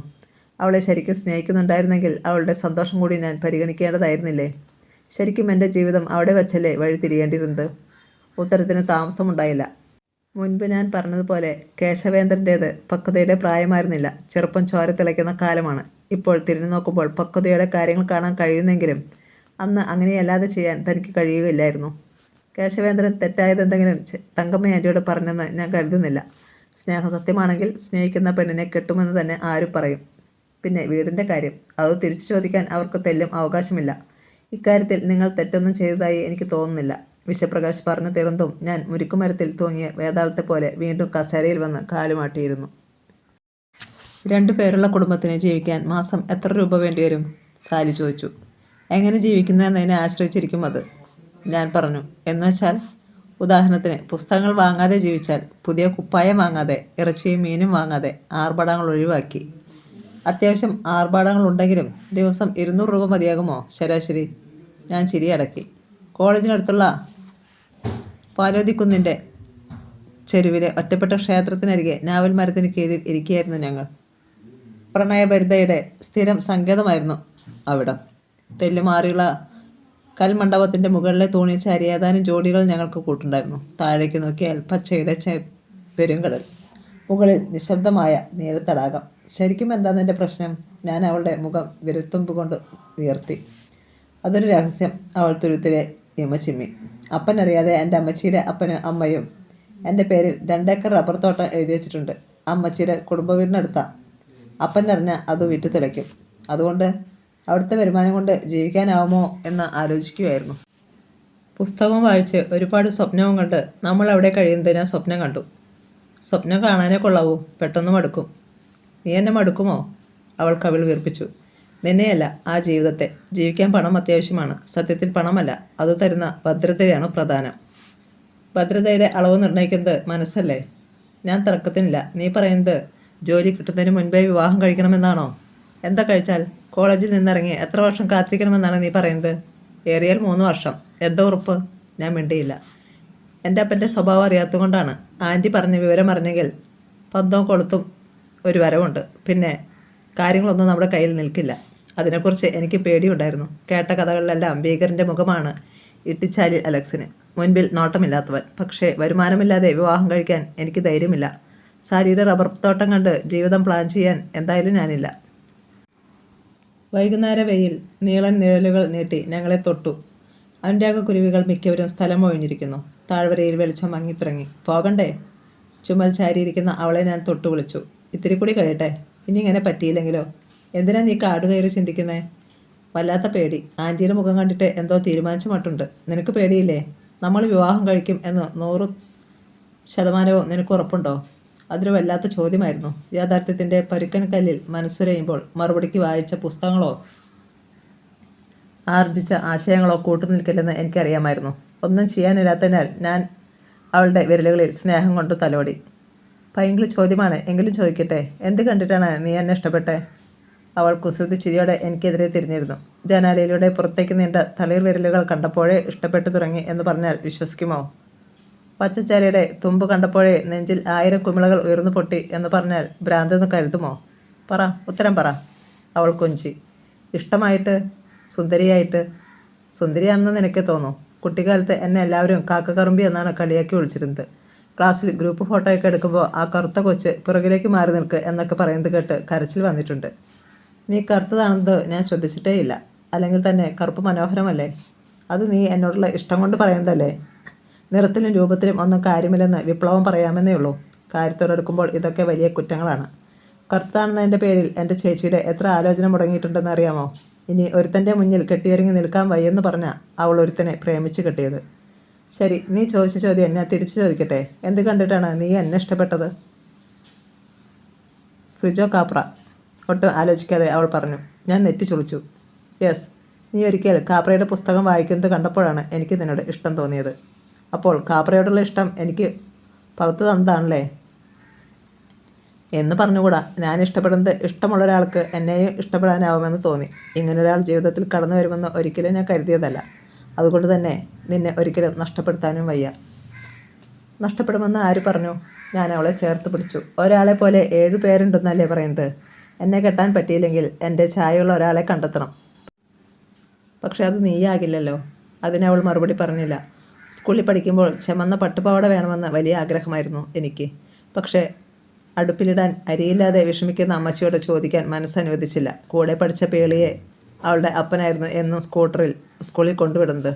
ഗ്രൗണ്ടിലൂടെ എടുത്തുകൊണ്ടാണ് വരവ്. അത് കാണുമ്പോഴെല്ലാം ഒരു ദിവസമെങ്കിലും അപ്പൻ എന്നെ തോളിലേറ്റി നിറക്കണേ എന്ന് മോഹിച്ചു. പക്ഷേ കുടിച്ചു മത്തു പിടിച്ചു വരുന്ന ദിവസങ്ങളിൽ പോലും അപ്പൻ എന്നെ ലാളിച്ചിട്ടില്ല. വഴക്കായിരുന്നു വീട്ടിലെന്നും. മക്കളോടൊപ്പം 10 ദിവസമെങ്കിലും സുഖമായി താമസിച്ചിട്ടേ അമ്മച്ചി മരിക്കാവൂ എന്ന് ഞാൻ പ്രാർത്ഥിച്ചിരുന്നു. നടന്നില്ല. ഒരുപാട് ആഗ്രഹിക്കുന്നതൊന്നും എൻ്റെ ജീവിതത്തിൽ നടക്കാറില്ല. നിൻ്റെ കാര്യം എനിക്കറിയില്ല. ഞാനൊന്നും ആഗ്രഹിച്ചിട്ടില്ല, നിന്നെയല്ലാതെ. സത്യം. ഞാൻ നെറുകയിൽ മോച്ചപ്പോൾ അവളുടെ കണ്ണു നിറഞ്ഞു. 2ാം ശനിയാഴ്ചയുടെ ആലസ്യം മൂടി നിന്ന പകലായിരുന്നു അത്. വേറൊന്നും ചെയ്യാനില്ലാത്തതിനാൽ ഞാൻ പുസ്തകാലമാര അടുക്കി നേരം കളഞ്ഞു. ശ്വേതയെ പരിചയപ്പെട്ടതിന് ശേഷം വാങ്ങിച്ചു കൂട്ടിയ പുസ്തകങ്ങളായിരുന്നു എല്ലാം. കോളേജ് ലൈബ്രറിയിൽ നിന്ന് എത്ര വായിച്ചു കൂട്ടിയാലും ചില പുസ്തകങ്ങൾ സ്വന്തമാക്കാതെ വയ്യെന്ന് തോന്നും. പണമുണ്ടായിട്ടല്ല, അവ അലമാരിയിരിക്കുന്നത് ഒരു സന്തോഷമാണ്. ഇടയ്ക്കിടെ ചെന്ന് മറിച്ചു നോക്കി ഞാൻ എവിടെയുണ്ടെന്ന് ഓർമ്മപ്പെടുത്തുക. മൂക്ക് വിടർത്തി അക്ഷരമണം ഉള്ളിൽ നിറയ്ക്കുക. അത്രയൊക്കെ വേണ്ടൂ. ഭാഷയില്ലായിരുന്നെങ്കിൽ മനുഷ്യൻ എന്തു ചെയ്യുമായിരുന്നു എന്ന് സാലി ഒരിക്കൽ ചോദിച്ചു. മൃഗങ്ങളെയും സസ്യങ്ങളെയും നോക്കൂ, നമുക്കറിയാത്ത ആശയവിനിമയ രീതി അവയ്ക്കുണ്ടാവും എന്നൊക്കെ വാദത്തിനു വേണ്ടി അന്ന് ഞാൻ പറഞ്ഞെങ്കിലും പിന്നീട് അതിനെപ്പറ്റി ആലോചിച്ചപ്പോൾ ഭ്രാന്ത് പിടിക്കുന്നത് പോലെ തോന്നി. മനുഷ്യൻ്റെ ഏറ്റവും വലിയ കണ്ടുപിടുത്തം തീയാണെന്നും ചക്രമാണെന്നും പൂജ്യമാണെന്നും ഒക്കെ വായിച്ചിട്ടുണ്ട്. പക്ഷേ എല്ലാത്തിലും വലുത് ഭാഷ കണ്ടുപിടിച്ചതല്ലേ. ഭാഷയില്ലായിരുന്നെങ്കിൽ മനസ്സിനോട് എങ്ങനെ സംസാരിക്കുമായിരുന്നു? ഏതോ നിമിഷം ഒന്നിനു വേണ്ടിയല്ലാതെ മനസ്സിൽ എഴുതി മായ്ച്ച വരികൾ എക്കാലത്തേക്കുമായി അടയാളപ്പെടുത്തി വയ്ക്കാൻ എന്ത് ചെയ്യുമായിരുന്നു? ലോകത്തെവിടെയും മനുഷ്യർക്ക് പറയാനുള്ളത് ഏറെക്കുറെ ഒരേ കാര്യങ്ങളായിട്ടും എങ്ങനെയാണ് പലതരം ഭാഷകൾ ഉരുവം കൊണ്ടത്? അതും തികച്ചും വ്യത്യസ്തമായവ. ആലോചനയ്ക്കൊടുവിൽ ബാബേൽ ഗോപുരത്തിൻ്റെ നെറുകയിൽ നോക്കി തളരുമ്പോൾ ഞാൻ കണ്ണടച്ചിരിക്കും. ഒരു ചുമരിനപ്പുറം താമസിക്കുമ്പോഴും പരസ്പരം കത്തെഴുതിയാലോ എന്ന് സാലി ചോദിച്ചിരുന്നു. തനിച്ചിരിക്കുമ്പോൾ കടലാസിനോട് പറയുന്നതിന് കൂടുതൽ സത്യസന്ധതയുണ്ടെന്നായിരുന്നു അവളുടെ വാദം. 2 ദിവസം അവൾ ചില കുറിപ്പെഴുതി കൈമാറുകയും ചെയ്തു. മറുപടി എഴുതാൻ ഞാൻ മടിച്ചതിനാലാകാം അവൾ തന്നെ അത് അവസാനിപ്പിച്ചു. പുസ്തക അലമാരയടച്ച് ഞാൻ ജനാലയ്ക്കരികിൽ ചെന്ന് നിന്നു. കാഴ്ച കൊണ്ട് നേർരേഖ വരച്ചാൽ അക്ഷര വീട്ടിലെ പൂമുഖത്താണ് എത്തുക. അവിടെ അനക്കമില്ല. തെക്കേ മുറ്റത്തേക്ക് തുറക്കുന്ന സാരിയുടെ മുറിയിലെ ജനാല ഇന്ന് തുറന്നിട്ടേയില്ല. എന്തു പറ്റിയാവോ? ജനാലയ്ക്ക് പടർന്നു കയറിയ പിച്ചിച്ചെടിയുടെ വള്ളികൾ ഉണങ്ങി കരിഞ്ഞു തുടങ്ങി. റോസയുണ്ടായിരുന്നപ്പോൾ മുടങ്ങാതെ അതിനെ പരിപാലിക്കുമായിരുന്നു. കാത്ത ആ വഴിക്ക് തിരിഞ്ഞു നോക്കുന്നത് കണ്ടിട്ടില്ല. റോസയുള്ളപ്പോൾ വീടിൻ്റെ പടി കടന്നെത്തുമ്പോഴേ പിച്ചിപ്പൂമണം വന്ന് നെഞ്ചു തൊടുമായിരുന്നു. ഇപ്പോൾ ചാണകത്തിൻ്റെ മണമാണ് എല്ലായിടത്തും. കാത്ത സ്വന്തം കൃഷിക്ക് വേണ്ടി അയൽ വീടുകളിൽ എവിടെ നിന്നോ കൊട്ടക്കണക്കിന് ചാണകം വാങ്ങി വീടിൻ്റെ പിന്നാമ്പുറത്ത് കുമ്പാരം കൂട്ടിയിരിക്കുകയാണ്. പുറത്ത് വെയിൽ മങ്ങി വീണ്ടും തെളിഞ്ഞു. നിരത്തിലൂടെ പുതിയ വസ്ത്രശാലയുടെ ഉദ്ഘാടനം വിളിച്ചറിയിച്ച് ഒരു ജീപ്പ് അലറി വിളിച്ചു കടന്നുപോയി. അതിനു പിന്നാലെ സൈക്കിളിൽ ഏതാനും കുട്ടികൾ കുതിച്ചു പാഞ്ഞു. അവരെ നോക്കി നിൽക്കുകയാണ് വീട്ടുപടിക്കൽ ഒരു ജീപ്പ് വന്നു നിന്നത്. അതിൽ നിന്ന് ചാടിയിറങ്ങിയ 6 അടി ഉയരക്കാരനെ കണ്ടപ്പോൾ നെഞ്ചു കിടുങ്ങി. വീട്ടുശാലിയിൽ അലക്സ്. കണ്ടിട്ടില്ലെങ്കിലും ഇത് അയാൾ തന്നെയെന്ന് മനസ്സ് തീർത്ത് പറഞ്ഞു. സാലി ഭയന്നതുപോലെ തങ്കമ്മ ആൻറ്റി വിളിച്ചു വരുത്തിയതാകാം. ലോകം അപ്പാടെ അളന്നെടുക്കുന്ന മട്ടിൽ അലക്സ് ചുറ്റിലും നോക്കി. അഴിഞ്ഞുകിടന്ന കുപ്പായ കൈകൾ മുകളിലേക്ക് വലിച്ചു ചുറ്റിവെച്ചു. പിന്നെ ഉള്ളിൽ നിന്നൊരു കുപ്പിയെടുത്ത് വണ്ടിയിൽ ചാരി നിന്ന് വായിലേക്ക് കമഴ്ത്തി. വേറൊരു കുപ്പി ചരിച്ചു മടമട വെള്ളം കുടിച്ചു. മുഖം കഴുകി. പിന്നെ കീശയിൽ നിന്നൊരു ബീഡി എടുത്തു. ബീഡിപ്പുകയും അയാളും കൈക്കോർത്ത് കടന്നു വരുന്നത് അക്ഷര വീടിൻ്റെ മുറ്റത്തേക്കായിരുന്നു. ഒരു നിമിഷം എന്തോ ആലോചിച്ച് നിന്ന ശേഷം ബീഡി വലിച്ചെറിഞ്ഞ് അയാൾ എൻ്റെ വീടിന് നേരെ തിരിഞ്ഞു. ഞാൻ അടുക്കളയിലേക്ക് ഓടി. കാണാവുന്നിടത്തെങ്ങും ഒരു നല്ല കമ്പ് പോലില്ല. ഏറെ പരതിയിട്ടാണ് വാക്കത്തി കണ്ടെത്തിയത്. അതെടുത്ത് കസാരയുടെ കുഷന് കീഴിൽ ഒളിപ്പിച്ചു വയ്ക്കുമ്പോൾ വാതിൽ മണിയടിച്ചു. എത്ര ധൈര്യം നടിച്ചിട്ടും വിറപ്പൂണ്ട കാലുകൾ എന്നെ ഒറ്റിക്കൊടുക്കുന്നു. ശ്വാസം അകത്തേക്ക് വലിച്ച് ഒരു വിധത്തിൽ വാതിൽ തുറന്നതും വില കുറഞ്ഞ മദ്യത്തിൻ്റെ നാറ്റം ഉള്ളിലേക്ക് തിക്കി കയറി. ഡാ മരുമോനെ, കയറി വരട്ടേടാ ചക്കരെ അകത്തേക്ക്. ലക്ഷണം കെട്ട ചിരിയോടെ അലക്സ് ചുമലിൽ കൈവച്ചു. ആഹാ, നല്ല സെറ്റപ്പാണല്ലോടാ. നീ ഒറ്റയ്ക്കാ താമസം അല്ലയോ? അയാൾ മുറിക്കുള്ളിൽ ചുറ്റി നടന്നു. വെപ്പും കുടിയുമൊക്കെ തന്നെയാണോ, അതോ പെണ്ണുങ്ങൾ വല്ലതും വരുമോ? ഒറ്റ കണ്ണടച്ച് അശ്ലീല ചിരിയോടെ അയാൾ എൻ്റെ പള്ളയ്ക്ക് കുത്തി. ഇരിക്കാൻ പറയടവേ, നിനക്കൊരു ആതിഥ്യ മര്യാദയില്ലല്ലോ. ഞാൻ കസേര നീക്കിയിട്ട് കൊടുത്തു. ഞാൻ ആരാന്ന് മനസ്സിലായോ? ആയി. ആരാ? സാലിയുടെ അച്ഛൻ. ആ, അലക്സ്. ഇട്ടുചാലിൽ അവറാൻ്റെ മോൻ അലക്സ്. സാലിയുടെ അപ്പനായതൊക്കെ പിന്നെ ഒരുപാട് കഴിഞ്ഞല്ലേടാ. ഞാൻ പരിങ്ങി. ആളെ മനസ്സിലായല്ലോ. അപ്പോൾ ഇനി അന്തസ്സായി സൽക്കരിക്ക്. ഇവിടെ കുപ്പി വല്ലതും ഇരിപ്പുണ്ടോ? ഇല്ല. എന്നാ വീടാ? നീ ഒരാണ് തന്നെയാണോ? ശരി, പോയി ഒരു ഗ്ലാസും വെള്ളം എടുത്തോ. അയാൾ മടിക്കുത്തിൽ നിന്ന് കുപ്പിയെടുത്തു. ഇവിടെ ഇരുന്ന് കുടിക്കാൻ പറ്റില്ല, ഞാൻ ഒരു വിധത്തിൽ പറഞ്ഞൊപ്പിച്ചു. അയാൾ ചുണ്ടു പൊട്ടിച്ചിരിച്ചു. അത് നീ തീരുമാനിച്ചാൽ മതിയോ? ഓ, നിൻ്റെ വീടാണല്ലോ അല്ലയോ? എന്നാ കേട്ടോ, ഇട്ടുചാലിയിൽ അലക്സിൻ്റെ കാര്യത്തിൽ എപ്പോൾ എവിടെ എന്ത് ചെയ്യണമെന്ന് തീരുമാനിക്കുന്നത് അലക്സ് തന്നെയാ. അതുകൊണ്ട് മര്യാദയ്ക്ക് പോയി ഗ്ലാസും വെള്ളം എടുത്തോ. അല്ലേ വേണ്ട, അതിനു വേണ്ടിയില്ല. കുപ്പിയിൽ ബാക്കിയുള്ളത് വായിലേക്ക് കമഴ്ത്തി അയാൾ കുപ്പി മൂലയിലേക്ക് ഒരു ഏറ് കൊടുത്തു. അത് നിലവിളിച്ചോടി ചുമലിൽ തലയിടിച്ച് നിശബ്ദമായി. അപ്പോൾ പറ, എങ്ങനെ പദ്ധതി? കെട്ട് അങ്ങ് മലമോളി വെച്ചാണോ അതോ ഇവിടെയാണോ? കെട്ട് കഴിഞ്ഞാൽ നീ അങ്ങ് ഗൾഫിൽ പോവോ അതോ ബോംബെയിൽ അങ്ങനെ കൊണ്ടുപോയി എൻ്റെ കൊച്ചിനെ വിൽക്കുമോ? മര്യാദയ്ക്ക് സംസാരിക്കണം. എനിക്ക് കോപം തിളച്ചു. ഓ, ഒരു മര്യാദരാമൻ. അയാൾ വീണ്ടും എൻ്റെ വയറ്റത്ത് കുത്താൻ കൈനീട്ടി. അല്ല, കെട്ടുകഴിഞ്ഞാൽ ജീവിക്കാൻ നിനക്ക് അതല്ലാതെ വരുമാനം എങ്ങനെയാണെന്നാ എനിക്ക് മനസ്സിലാവത്തെ. കൊച്ചനെ, ദേ ഇങ്ങോട്ട് നോക്കിയേ. അയാൾ എഴുന്നേറ്റ് എൻ്റെ ചുമലിൽ പിടിച്ച് അടുത്തേക്ക് നീക്കി നിർത്തി. നീ എന്നതാ ഇട്ടുചാലിയിൽ അലക്സിനെ പറ്റി ധരിച്ചു വച്ചിരിക്കുന്നതെന്ന് എനിക്കറിയില്ല. എന്തായാലും അത് തീരെ പോരാ. നാട്ടിൽ വന്ന് ഒന്ന് തിരക്കി നോക്കിയാൽ അറിയാം. കെട്ടിയോളെ വരെ കറണ്ട് അടുപ്പിച്ച് കൊന്നവനാന്നൊക്കെ അവർ പറയാം ചുമ്മാ. പക്ഷേ നിന്നെ വേണാൽ ഇപ്പോൾ കൊല്ലാം. കറണ്ട് അടുപ്പിച്ചൊന്നുമല്ല, ഈ കൈ കൊണ്ട് കഴുത്ത് ഞെരിച്ച്. പരുക്ക കൈകൾ കഴുത്തിൽ മുറുകി ഞാൻ പിടിപിടിവെച്ച് പിന്നിലേക്ക് മാറി. നീ എന്നതാ വിചാരിച്ചേ? എൻ്റെ കൊച്ചിനെയും കെട്ടി സ്വകായിട്ട് അങ്ങ് പുറത്തേക്കാമെന്നോ? നിൻ്റെ ഉമ്മാണി ഞാൻ കണ്ടിച്ച് ഈ ഉമ്മർത്ത് കെട്ടിത്തൂക്കും. കേട്ടോടാ പന്ന മോനെ. അയാൾ കാലുയർത്തി ഒരു തൊഴി എറിഞ്ഞു. ഞാൻ ഒഴിഞ്ഞു മാറി കസേര തലയിണയുടെ കീഴിൽ നിന്ന് വാക്കത്തി എടുത്തു. മാറടോ, ഇല്ലെങ്കിൽ വെട്ടി എറിയും ഞാൻ. എൻ്റെ അപ്രതീക്ഷിതമായ ഭാവപ്പകർച്ചയിൽ പതറിയ അയാൾ കാലുതെറ്റി നിലത്ത് വീണു. പിന്നെ ഒന്നും സംഭവിച്ചിട്ടില്ലെന്ന് സ്വയം ബോധ്യപ്പെടുത്താൻ ചുമരിൽ പിടിച്ചെഴുന്നേറ്റ് ലക്ഷണം കെട്ട ഒരു ചിരി അഴിച്ചുവിട്ടു. ചുമ്മാ ആള് കളിക്കാൻ നിൽക്കല്ലേ. അതും ഇട്ടിച്ചാലിൽ അലക്സിനോട്. നിന്റെ കൈ വരയ്ക്കുന്നല്ലോടാ, വാക്കത്തി താഴെയിട്, കൈ മുറിയും. അയാൾ വീണ്ടും അടുത്തേക്ക് വന്നപ്പോൾ ഞാൻ വാക്കത്തി വീശി. പോ, എൻ്റെ അടുത്തുനിന്ന് പോ. ഞാൻ അലറി. പരിഹാസ ചിരിയോടെ പിന്നെയും നടക്കുന്നതിനിടെ കാലുകൊണ്ട് നിലത്ത് കിടന്ന മദ്യക്കുപ്പി തട്ടിയെടുപ്പിച്ച് അലക്സ് കയ്യിലെടുത്ത് ചുമരിലടിച്ച് പൊട്ടിച്ചു. കൂർത്ത ചീളുകൾ പീരങ്കികൾ പോലെ അയാളുടെ കയ്യിൽ എഴുന്നു നിന്നു. നിന്റെ തുരുമ്പ് പിടിച്ച വാക്കത്തിയേക്കാൾ മൂർച്ചയുണ്ടടാ ഇതിന്. വാടാ, കോഴിയുടെ കഴുത്തറുക്കുന്നത് പോലെ നിന്റെ കഴുത്ത് ഞാൻ കണ്ടിച്ചിടാം. അയാളുടെ മുഖം വലിഞ്ഞു വികൃതമായി. ഞാൻ പിന്നിലേക്ക് മാറി. ജനാലയിലൂടെ കാത്തയുടെ പരിഭ്രമിച്ച മുഖം അകത്തേക്ക് നീണ്ടു. പകലിനെ നെടുകെ മുറിക്കുന്നൊരു നിലവിളിയോടെ അവർ മുറ്റത്തേക്ക് ഓടി. തങ്കമ്മയാൻറ്റി ഓടി വരുന്നത് ഞാൻ കണ്ടു. എവിടെ സാലി? നോട്ടം പുറത്തേക്ക് തെന്നുന്നതിനിടെ കുപ്പിയുടെ കൂർത്ത മുന എൻ്റെ നെഞ്ചിന് നേരെ നീണ്ടു. കോട്ടാക്കുറിഞ്ഞിയിലെ പ്ലാവിൻ ചോട്ടിൽ നിന്ന് അച്ഛൻ എന്നെ നോക്കി ദയനീയമായി ചിരിക്കുന്നു. പാരി പറന്ന മുടി ചീകി ഒതുക്കുന്നതിനിടയിൽ അമ്മ കൈമാടി വിളിക്കുന്നു. നിമിഷനേരം കൊണ്ട് കുനിഞ്ഞുമാറി ഞാൻ പിന്നിലേക്ക് നീങ്ങി. പിന്നെ കണ്ണടച്ച് തലങ്ങും വിലങ്ങും വാക്കത്തി വീശി. ചോര പൂക്കുറ്റി പോലെ ചീറ്റി. എൻ്റേതോ അയാളുടേതോ? കർത്താവേ എന്ന നിലവിളിയോടെ നിലത്ത് കൊഴിഞ്ഞു വീണത് തങ്കമ്മയാൻറ്റിയോ കാത്തയോ സാലിയോ? ചെറുക്കാ, ജീവൻ വേണൽ സ്ഥലം വിട്ടോ. കയ്യിൽ മരുന്ന് വെച്ച് കെട്ടുമ്പോൾ കാത്ത ഉപദേശിച്ചു. അങ്ങനെ നിനക്ക് അറിയാൻ വയ്യാഞ്ഞിട്ടാണ്. ആശുപത്രിയിൽ നിന്ന് ഇറങ്ങി വന്നാൽ നിന്നെ വെട്ടിപ്പിളർക്കും. വയറിന് വെട്ടേറ്റ അലക്സുമായി തങ്കമ്മയാൻറ്റിയും സാലിയും ആശുപത്രിയിൽ പോയിരിക്കുകയാണ്. ഗുരുതരമല്ല പരിക്കെന്ന് ആരോ പറയുന്നത് കേട്ടു. എൻ്റെ കൈത്തണ്ടയിലേയുള്ളൂ മുറിവ്. ചോര കുറെ പോയി. പക്ഷേ എൻ്റെ മുറിവിലേക്ക് ആരുടെയും കണ്ണു പതിഞ്ഞില്ല. താഴെ വീണുകിടന്ന അയാളിലായിരുന്നു എല്ലാവരുടെയും നോട്ടം. സാലി പോലും എന്നെ അവഗണിച്ചു. നിമിഷ നേരം കൊണ്ട് ഇട്ടിച്ചാലിൽ അലക്സ് നല്ലവനും ഞാൻ കണ്ണിൽ ചോരയില്ലാത്തവനുമായി. നീ അല്ലാതെ ആരെങ്കിലും ഇതുപോലുള്ള നാരികളുമായി പിടിവലിക്ക് നിൽക്കുമോ? എന്തായാലും കുറച്ച് ദിവസം ഇവിടുന്ന് മാറി നിൽക്കുന്നതാണ് നല്ലത്. എല്ലാം തണുത്ത് കഴിയുമ്പോൾ പോന്നാൽ മതി. ഒരിക്കൽ പോലും സ്നേഹത്തോടെ നോക്കിയിട്ടില്ലാത്ത കാത്തയ്ക്ക് എന്നോടുള്ള കരുതൽ കണ്ണ് നനയിച്ചു. മനുഷ്യരെ കാഴ്ചക്കണക്ക് കൊണ്ടല്ല അളക്കേണ്ടത് എന്ന് ഞാൻ ഒരിക്കൽ കൂടി പഠിച്ചു. എല്ലാം കെട്ടിപ്പെറുക്കി എവിടേക്ക് പോകണമെന്ന നിശ്ചയമില്ലായിരുന്നു. കൂട്ടുകാരുടെ വീട്ടിൽ ഒരു ദിവസത്തിൽ കൂടുതൽ നിൽക്കുന്നതെങ്ങനെ? ഒരു വഴി ശ്വേതയുടെ വീടാണ്. ബോംബെയിൽ ഒറ്റമുറി വീട്ടിൽ കഴിയുന്ന അവളെ എങ്ങനെ ശല്യപ്പെടുത്തും? സാലിയെ ഒന്ന് കാണാതെ ഒരു വാക്കും മിണ്ടാതെ പോകുന്നതെങ്ങനെ? പക്ഷേ ഈ സമയത്ത് ആശുപത്രിയിലേക്ക് ചെല്ലുന്നതെങ്ങനെ? അലക്സിനെ കിടത്തി ചികിത്സിക്കേണ്ടി വരും എന്നുറപ്പ്. അങ്ങനെയെങ്കിൽ സാലിക്ക് ആശുപത്രിയിൽ നിൽക്കേണ്ടി വരും. കണ്ടാലും അവൾ എങ്ങനെ പ്രതികരിക്കും? എന്നോട് മിണ്ടുമോ? തലയിൽ കൈവച്ച് ശപിക്കുമോ? എത്തും പിടിയുമില്ലാത്ത ആലോചനയ്ക്കിടയിലും ഞാൻ സാധനങ്ങൾ കെട്ടിപ്പെറുക്കുകയായിരുന്നു. റെയിൽവേ സ്റ്റേഷനിൽ ചെല്ലുമ്പോൾ ബോംബെക്കുള്ള വണ്ടി പ്ലാറ്റ്ഫോം പിടിച്ചിരുന്നു. ജനറൽ കമ്പാർട്ട്മെൻറ്റിൽ കാൽക്കുത്താനാവാത്ത തിരക്ക്. വേദന വിങ്ങുന്ന കൈയുമായി ഞാൻ വണ്ടിയിലേക്ക് നുഴഞ്ഞു കയറി. കഥയെ അവസാനിപ്പിച്ച് ഞാൻ വിശ്വപ്രകാശിന് നേരെ തിരിഞ്ഞു. 2.5 മാസം കഴിഞ്ഞ് തിരിച്ചെത്തിയപ്പോഴേക്കും സാഹചര്യങ്ങളാകെ മാറിയിരുന്നു. വീട് പൂട്ടി തങ്കമ്മയാൻറ്റി എവിടേക്കോ പോയിരിക്കുന്നു. സാലി പഠിത്തം നിർത്തി.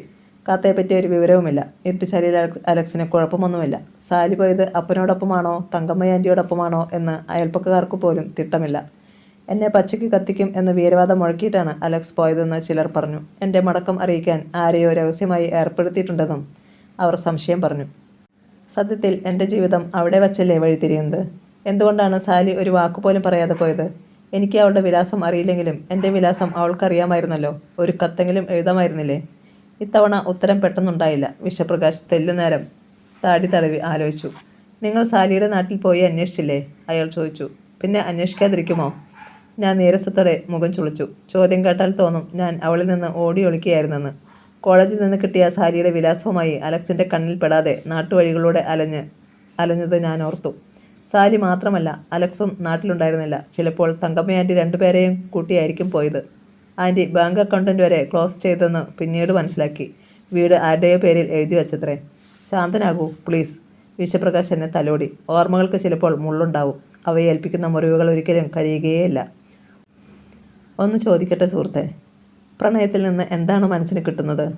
പ്രണയം അതിൽ തന്നെ പൂർണ്ണമാണെങ്കിൽ എപ്പോഴും സുഖകരമായ ഒരു ഓർമ്മയാകണം. വിവാഹത്തിൽ നിന്ന് ഒടുങ്ങാനുള്ളതാണോ പ്രണയം? വിവാഹം കഴിക്കാതെയും വിവാഹം കഴിച്ചിട്ടും പ്രണയിക്കുന്നവരെ എനിക്കറിയാം. അപ്പോൾ പ്രണയം മറ്റൊന്നാണെന്ന് പറയേണ്ടി വരും. മാജിക്കിനെ അല്ലാതെ ഒന്നിനെയും ഞാൻ പ്രണയിച്ചിട്ടില്ല. പ്രണയം തോന്നിയിട്ടുമില്ല. അതുകൊണ്ട് എനിക്കതിനെപ്പറ്റി ഇപ്പോഴും ധാരണയില്ല. താങ്കളൊന്ന് മനസ്സിലാക്കി തരാമോ? ഞാൻ മിണ്ടിയില്ല. പ്രണയം നിശബ്ദത കൂടിയാണെന്ന് ഞാൻ അയാളോട് പറയാതെ പറഞ്ഞു. കഥ തുടരും.